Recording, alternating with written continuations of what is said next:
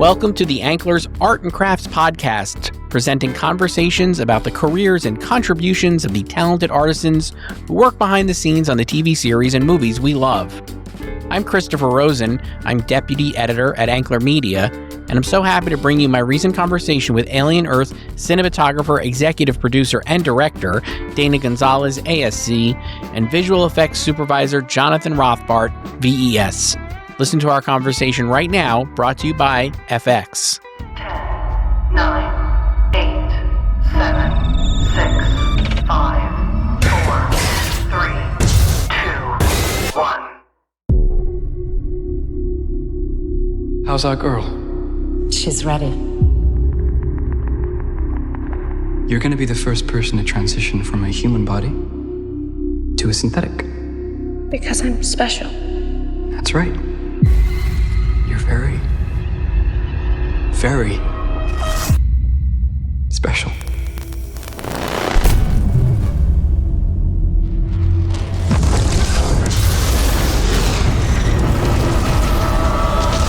We have a downed spacecraft. I want what's on that ship. We can do it. We're fast, we're strong, we don't break.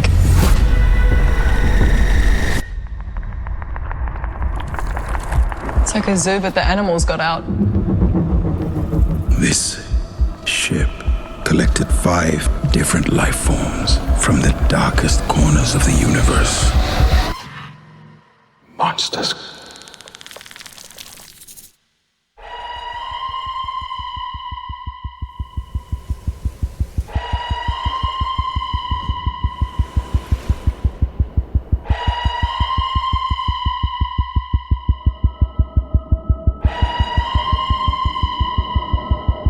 Invasive species. Predatory. If we don't lock them down, it will be too late.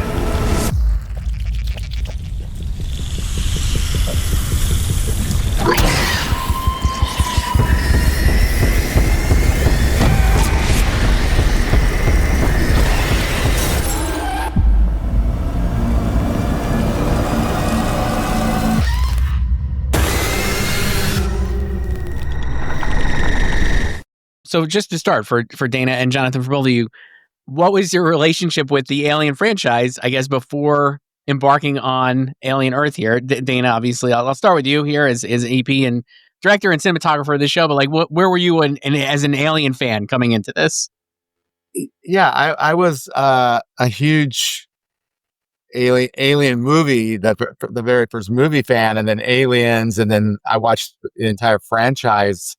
And you just never kind of forgot that experience of the first time you saw Alien and you know the horror of it, and you know, everything about that movie worked, and it still holds up. Like, I just saw it at Hollywood Cemetery, Hollywood Forever Cemetery on the big screen, and it was amazing, and it still held up, and it had that feeling that I had. And so, you know, when we started talking about doing this project, there was, you know, I was on it for about 3 years, I think, before we started shooting it, and in its various forms of script development and everything, you know, and it got more exciting and more exciting. And, you know, it just, you know, when we had to do possibly 50 hours of story, that was the big, you know, like, how are we going to do this? But, you know, working with Noah Hawley, you know, he'll figure that out. But I'm like everybody else that probably when they first heard about it and got the call, were like just really completely stoked to work on it. I mean, the entire crew. I don't think I've ever worked on anything where every single crew member knew about it, was a fan of it, and wanted to make sure it was great. So, you know, that's my experience with that early on.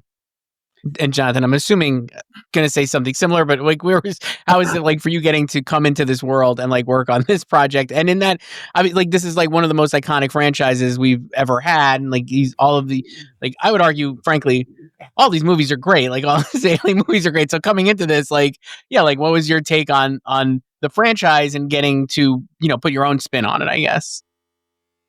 Yeah, I like Dan. I was a huge fan. I saw the first Alien when I was 9 years old, and it scared the shit out of me. And then when I saw Cameron's Aliens, I was just blown away how the change in his take, but it just made it so amazing and interesting and different, which was something that was just so cool.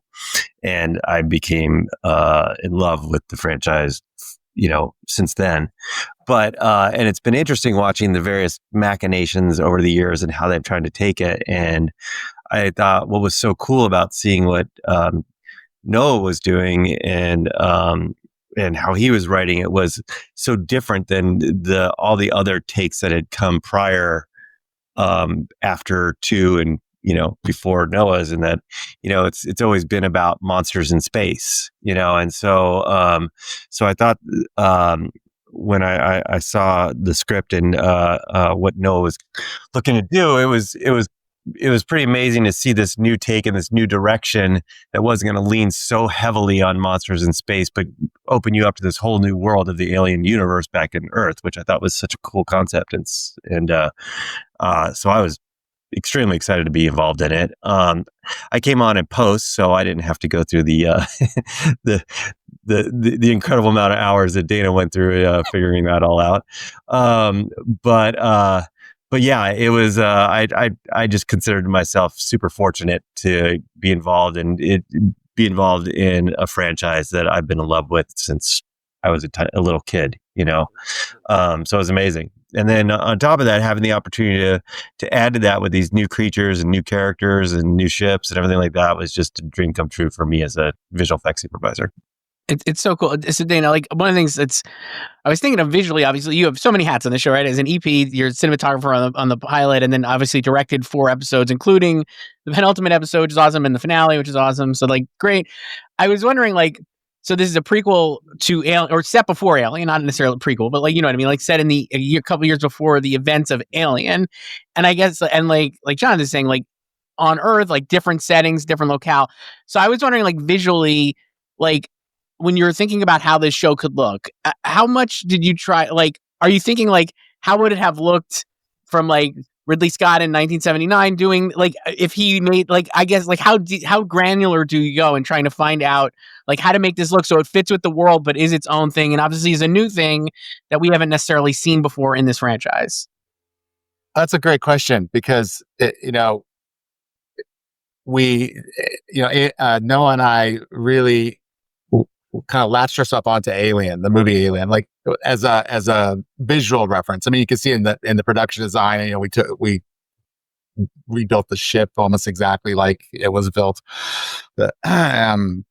And so it started there, and it started with that conversation of tone and knowing we were going to be in the ship at the first hour.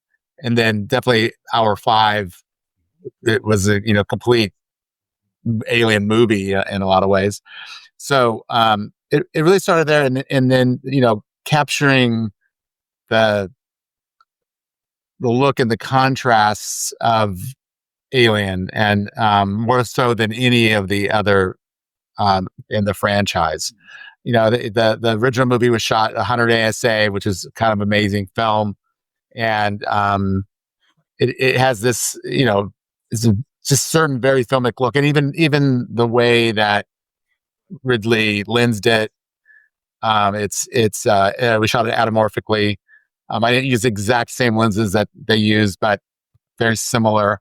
And so then when we come to Earth, I didn't really have to think that much about, like, does it look different? I felt like we just extended that look into Earth. So part 2 of your question about, like, what do you think what Ridley would do?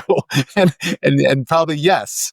For some reason you're always thinking about Blade Runner too. Like, you can't help not think about Blade Runner. Like if you, especially in Bangkok or something, you're in, certain scenarios and it just, you have to almost fight against it, right? It's just like, it can't be Blade Runner. Ridley he's running, his blood is running in the veins of Alien Earth because of that, because it started with the kernel of that. And Noah says it, and I agree with that. It's like he wants the audience to feel what he felt the first time he saw it, and I because I think there's a lot of new people that are experiencing Alien for the first time. I think they'll watch the show. They certainly haven't seen the franchise, and I know a lot of them haven't even seen the movie Alien. They maybe seen Alien Resurrection or something. So, that was important, and so, it's because at one point it becomes its own thing, right? It just does, because the story, where it goes, and the creatures we're going to talk about that Jonathan helped create, and it's just like it then it becomes its own, and then you're off on a whole other thing, and you're not thinking so much about the Alien movie and everything. So, it's important for, then you have the fans, you have the super fans, like they demand a certain, where's this, where's that, where's this, right? And so, we skirted that, and but the thing about the 5 new creatures, is the propulsion of the rest of the series, for sure. You mentioned those creatures. So, Jonathan, you come in, like, you have all these creatures and stuff. You also have a Blade Runner poster, I think, right behind you, right? Is that what I'm looking at here? We're on audio, but I'm like, so it's apropos, I guess. But you have these creatures and stuff. I get like what is, you're coming in post-production, like, obviously, and I know, like, this is a show too that probably you guys had a lot of practical effects too, I'm assuming, like, I know on like set, but like from coming in to create these creatures, like, where, like, I guess, where do you start in the process, and like, how do you kind of like make each one feel unique, or like, how do you wrap your head around creating these things and like kind of making them really, like, again, like, be their own thing, but like feel authentic to the show and the world that this show is existing in, I guess. Well, to be honest, Dana and Noah actually made it such a great template for how to take the visual effects side of the film and the creature side forward, in the sense that they did such a good job at doing a reverent to the look and feel, as Dana was describing, of the original film, but also kind of moving into their own direction. But you still, everywhere you look, at least for me, when I was working on it, I felt that nostalgia and the touchstones of the original film in '79. So when I came on, one thing that was extremely important to me when we were doing all the visual effects, not necessarily just the creatures, was that we upheld that feel of being done in 1979. So any of the creatures or the environments or the effects we did, I had a pretty strict rule with all of the visual effects artists, in that if we couldn't really do that look in '79, not technically, because obviously we're using computers now, but you wanted to make sure that it would, if they did it in 1979, you could feel it being the same, and to that sense, like, the Xeno was probably the easiest one, in the sense that he was shot in every shot that he was going to be in the show, regardless if we replaced him fully or partially, which we ran the gambit of, just replacing a tail, or replacing legs and arms, or replacing him entirely. But anytime we did that, we had the reference or the connection to a guy in a suit, which really brings you back to the original films, because a guy in a suit just moves a certain way, and he has limitations, and and there's a feeling of reality to the weight displacement. So we really tried to hold on to that and keep that as part of the feel of every character that we had in there. So even when you go on to something like the Ticks, we wanted to make sure they moved in a way that felt like something that you could really see, and that when they become bloated, they've got this drag to them, and we tried to have them excrete blood as they move, and all this nasty stuff. But it's it felt like something that you would see in the 79 film, and so so it was really important to us to carry on what Dana and Noah had started, which was staying in that world and in that look, and just trying to hold on to the feeling of what Alien should be. And in doing that, I think we held on, like in the case of the Xeno, where you really feel that connection. And then as we were doing our other creatures, that's where you're kind of bridging into this new world that Noah has created that allows us to expand on that, but still hold on to the look and feel of what was originally there, which was super exciting for me the entire time, for sure. Dana, I will say, I'm going to go on. I will say it was really cool the lenses that Dana was using. It created because when we were doing our creatures and our characters, we had to really deal with our shots in a way to match those lenses and how the lighting was being sourced through them, and along with chromatic aberration and blurriness and everything. And I think that just added a lot to the realism of the characters by being put through these old style looking lenses that had a lot of artifacts to them that you don't necessarily see in a lot of modern lenses, which was cool. I was going to ask Dana, that's really interesting, because Dana, I was going to ask, like, are you, when you're doing, I guess, like, how much do you have to account for, like, the visual effect, like what it's going to end up being, right? Like, obviously, like, in your lenses and your shooting and stuff, to make sure that, like, all this will feel seamless in the end to the viewer, I guess. Like, when you were planning things out, or like how much are you thinking about, like, or I'm sure you are incredibly thinking about that, but how do you go about that, I guess? Yeah, it's a constant thing. It's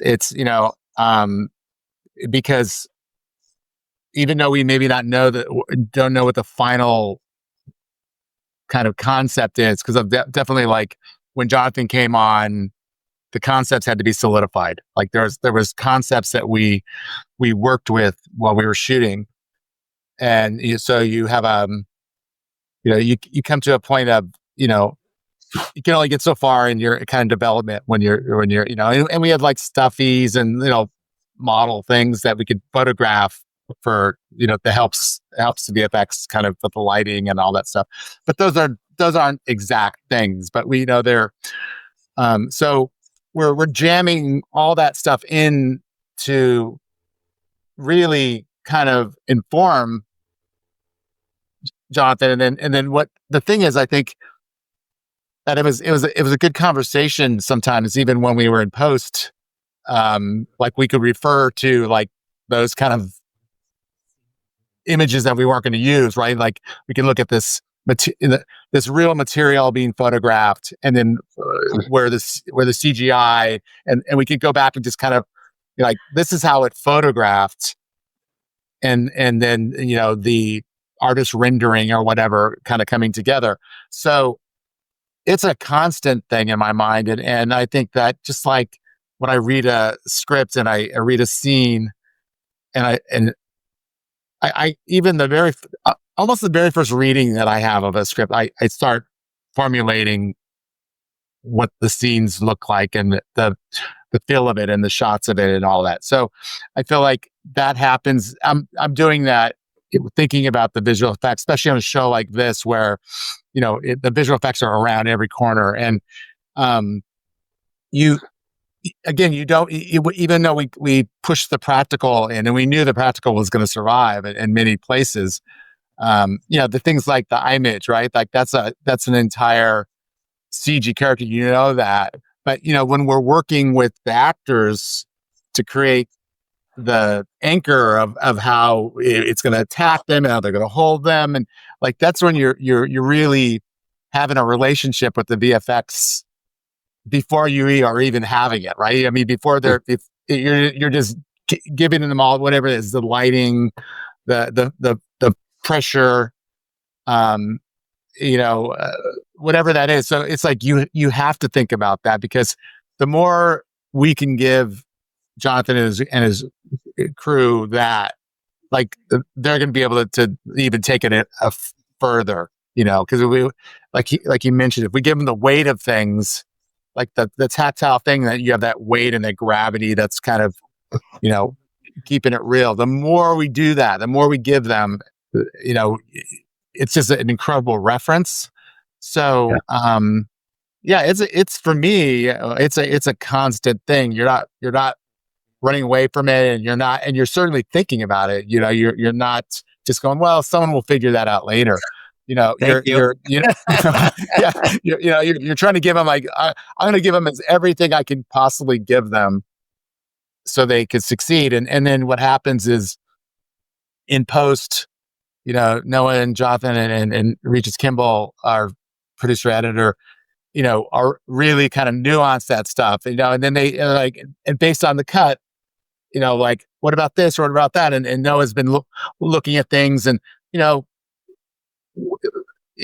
that's where he fine tunes the creatures too. We're not fine tuned. So, so we're doing the rough work, but I think there's a very strong concept in my mind of at least the foundations of it. Yeah. I would say the work that is done on set that when shooting is absolutely critical to our success in post. There's no question. It's kind of like when you say a bad script is going to be tough to make a good movie. It all starts there, right? So for us, if it's shot well and we're given great lighting that's designed around the creatures as well as the characters who are in the scene, and if we're given great reference, and which also helps in the sense that when Dan and I are talking about a specific creature, as he said, and you have this reference point, which becomes a common language of what we're trying to achieve of a lighting on a specific creature, or why the hair of the sheep isn't quite right, or something like that. But we have these reference points that were done in camera that really bridge the gap of that conversation, which is huge. So having all that stuff in camera is amazing, and then having a good sense of what those creatures are going to be, so that Dana or Noah can direct the actors to properly interact with them that are not there yet is so important for us achieving our goals later on, as far as making everything look photoreal and feel photoreal in the end. You talked about this before too, in terms of and kind of going off of that, with the xenomorph, putting these creatures in settings they haven't been in, right? So the xenomorph on Earth, obviously, but in terms of the lighting of that, I guess, and how that would look, because that's something we've not seen before, because the darkness of this Alien franchise is pretty kind of foundational, right, to a great darkness, right? But now we're out in the light and stuff for the xenomorph. So I guess how did you kind of both, Dana, I guess for you, and terms of how will this creature look in daylight, basically, I as basic as that is, but then how did you kind of think of that, and then Jonathan, how do you make that kind of work with what you're getting, I guess, specifically? Yeah, well, it was there's two ways you can go about this. You could have the super controlled, dark exterior that's gloomy or whatever. The problem is on a show, the real problems on a show like this, you just couldn't maintain that. You would really have to restrict the shooting and or do so much augmentation to the landscape. And the thing is, we always felt, to me, the exterior, jungle, whatever you want to call it, when they go outside, was the contrast of the ship, right? To me, it was it should be what it is, right? Where we shouldn't make it it's on another planet, or we're on Earth, right? And it's just it's even in the promotional stuff that FX did. It's about bringing in the nature, and it's so. Being on Earth and being real was very important to me, and so when the Xeno is kind of seen in all its glory outside, and I know a lot of some people hit on that a little bit, but it's just the reality is we saw more Xeno, more characters than any of the franchise. Like you probably add up how much Xeno time in all the movies, and we surpassed that probably by episode 3, right? We did a lot. And so, we were already on this other journey of showing that, and then we know that Wendy's going to have a relationship with the Xeno, and it's like at that point, it's not in the air conditioning duct, hiding. It needs to be accessible, right? So that's coming, right? So there's a point where we have to make that transition, and so that was a conscious choice, and it's just it's like I said, it could have went the other way where it was just dark, gloomy, and then now the rest of the seasons have to be kind of, you either have to stay in that world, and it becomes a little different. So I just felt like where Noah's going with this season, with the series completely, and where we needed to go. Episode 7 is that's the coming out party. That's where she has that moment. Wendy has that moment, of taming it, or really coming together and really working together and becoming the mother, or whatever you want to call it. And so, yeah, Jonathan can speak more to it. We definitely, did the augmentation that we probably did in darker interiors, the same things. We didn't kind of like alter it too much. I think he just kind of continued with the tone that we set photographically. Absolutely. And so, no, I think it's bold, and but like I think where we're going with the series is bold, and you have to make that leap. Mm-hmm. Yeah, for me it was a little scary at first. I'm not gonna lie. When you're seeing the Xenos in full light and in a way that they haven't been seen before, and it puts a lot of stress on making sure they feel real in a very lit environment. And so I thought some of the cool things that Noah and Dana did from a design standpoint added some features that you wouldn't see on some of the prior Xenos, that actually added some color and added some detail and added some design that kind of gave us those details to bring out that realism with the creature in its exoskeleton, to allow us to kind of give it that realistic feeling in full light, because it definitely, that the original design was designed to be in darkness, so coming out of the light was cool. It was a new challenge that initially, obviously you're thinking about it a lot, but it was cool to do, and it gave us an opportunity to see it work and move in a different way that you hadn't seen in the other films.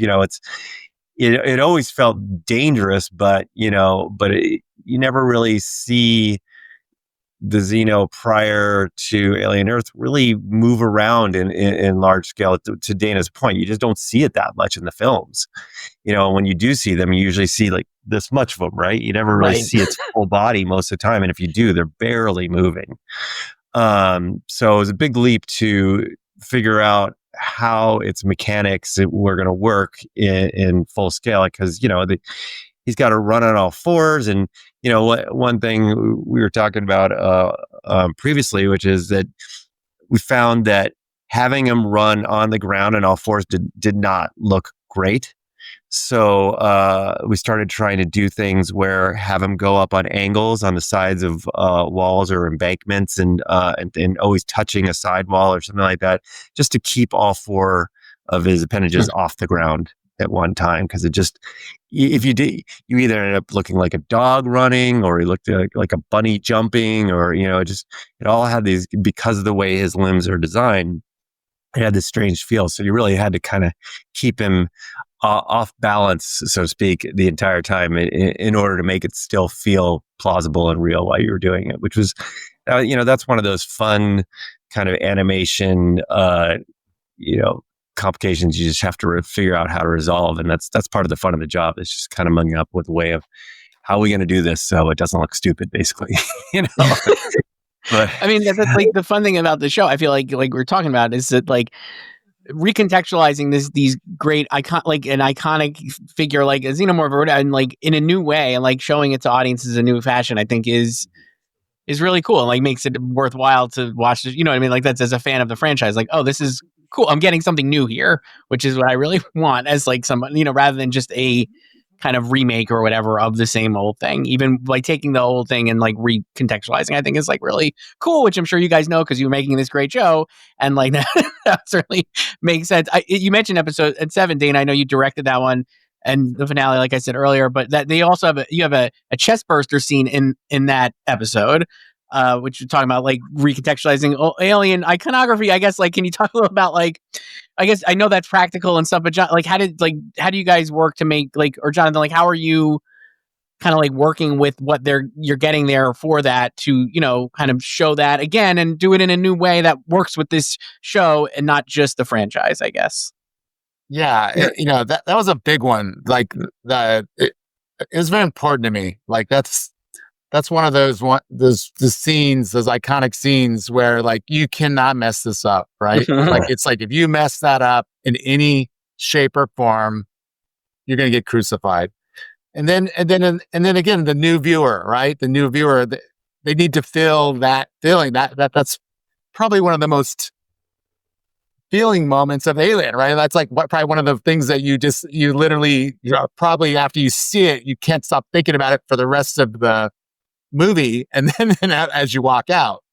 So, you know, that was a super important scene to me. It may look,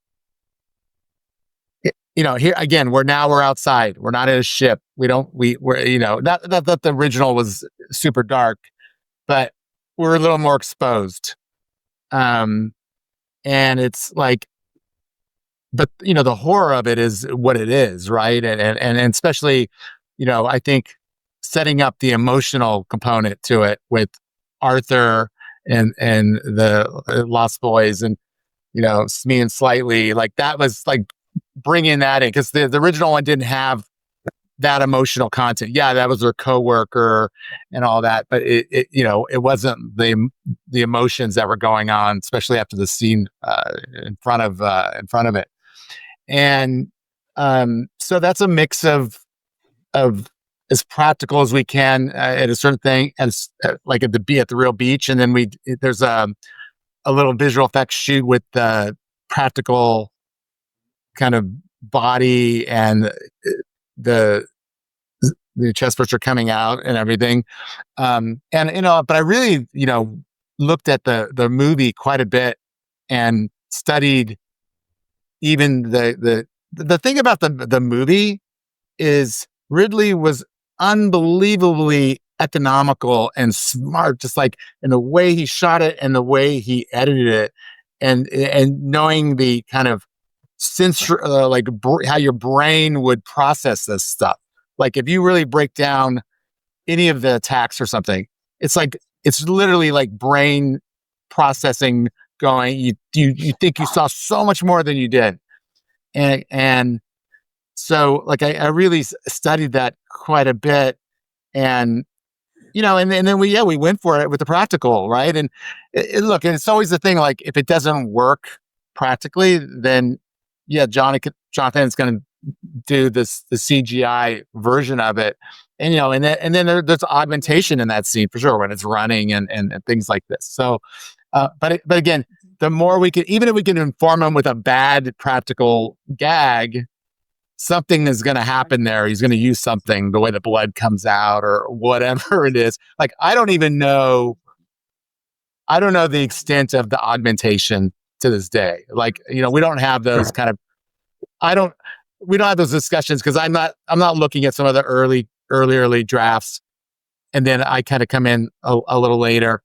And so I'm just kind of like looking at almost what it's becoming in the end.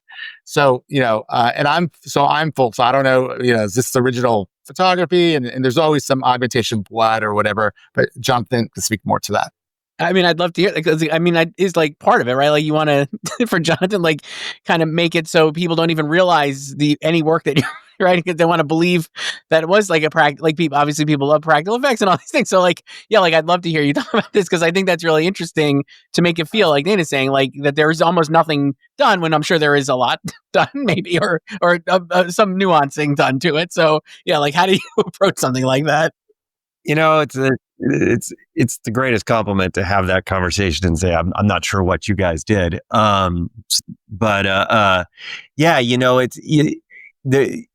It's again, having that foundation of what you guys shot on set practically and trying to hold on to as much of that as possible was really important to us. Again, just harkening back to the original films. So we did a lot of helping out on the chest itself with some prosthetics, as well as I really wanted to make sure, as Dana pointed out, the difference between this chest burster and from the original Alien is that was a big, like, nobody knew that was coming. And that was so unique and different and just freaked everybody out. And so, as Dana pointed out, it's in your head because you've never seen anything like that. And we've seen it so many times since then. I loved how Dana and Noah, you guys did an emotional connection, which made it just as horrifying, but now because it's an emotional thing as opposed to just a jump scare, which is really cool. And so for us, what we wanted to do is not overshadow any of that. But what I thought was important was to make sure that you felt the gore of it without overstating, in the sense of taking over the animatronic and the character of the chest burster itself. So we did a lot of like oozing blood out of the chest and used blood spray to hide if there was a moment where it wasn't quite working on the practical, until, of course, when it jumps out and then we take over. But yeah, it was really about making it feel just more blood and more guts kind of hanging out, and just be a little bit more visceral than what you could potentially do on set, because you do have the constraints of shooting and you're in sand and there's just a lot they're dealing with on set. So for us to be able to augment on top of that and just kind of we tied a couple different takes together and things like that, just to patchwork it so it all comes together in a final piece. But that's one of those shots where it's a great meld between what was shot practically and what we did digitally, just to kind of bring it all together and sweeten that shot and make it feel as visceral as possible.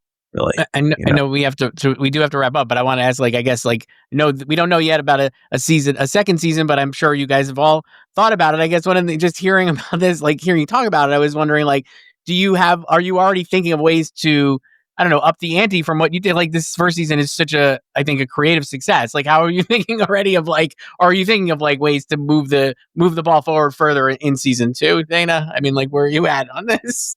Yeah, listen, who knows what's going to happen, but, Noah has a plan, man. And, my relationship with Noah is based on ultimate trust. And I suggest everybody who ever works with him to have the same feeling, because, he's gonna guide us. He's got some great ideas, and, and it's like leaning into the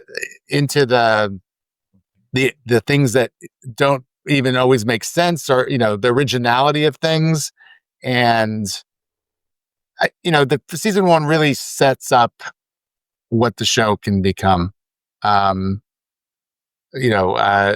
What's Wendy going to do with the creatures? How much is her anger, or, what she's figuring out about the adults, and, what's she going to do with them? And, it's whatever it is if and when it happens is going to be big and bombastic and, different than what we've seen before. And, but we're still, look, we're always going to stay in that world of Ridley Scott, right? We're always going to stay in that Alien. We will, it will be in our minds, seared in our minds, and we'll maintain that. So we're not, by season 3 or 4 or whatever we end up doing, we still feel the same things, I mean, I think, yes, we used a lot of things from the movie in the first hour, but it's going to be interesting. I mean, the creatures are untapped. I mean, the orchid, untapped, right? Like there's so many things. The fly, untapped. If you really think about it. I mean, we only got to see like the introductory of what it does, but what they do. But that's going to be really interesting, and and it's for even for me, and I think everybody involved. But as the scripts evolve and they come out and then we read them, and it's just then we just start thinking about our mission of like how we can make this. I'm always thinking about the audience, from the audience perspective. Like every single shot, I'm thinking about the audience. I'm a huge Spielberg fan, and I think he's the guy who's tapped into the audience, right? He's like, every shot, he's just like, he understands how they're digesting this, right? So, I think I know there's a lot of story to be told, and a lot of the foundations we set are really going to inform that in season 2. Like, definitely, like, these big discussions we had about visual, like what the creatures were, like now are defined. Like we're right. So that's a whole nother thing, right? So now we can even probably ramp up even more, and everybody will understand. Oh, that's what they are. So, I hope we get to have that challenge. Yeah, I'm glad you mentioned the shots too, because I mean, like, I think when it, like you said, like the Spielberg thing is apt, because I feel like when you watch the pilot, which I know you shot, and like obviously then directed the other episodes, but or some of the other episodes, but I feel like there's no wasted shots when I watch some. Like when I watch this show, I feel like every shot has like a purpose, which is I think what you would want, but not always what happens. So I feel like it's like you're doing a great job in establishing these things for the viewer to make it feel like you're watching something that has been really thought through, which I think is something you're seeing in the show. So obviously kudos to you, and it's a great job. Then we have to wrap up here. Dana Gonzalez and Jonathan Rothbart, cinematographer and EP and director on Alien Earth and visual effects on Alien Earth. Thank you both for doing this. It's been great chatting. Thanks, Christopher. Thanks so much, Christopher.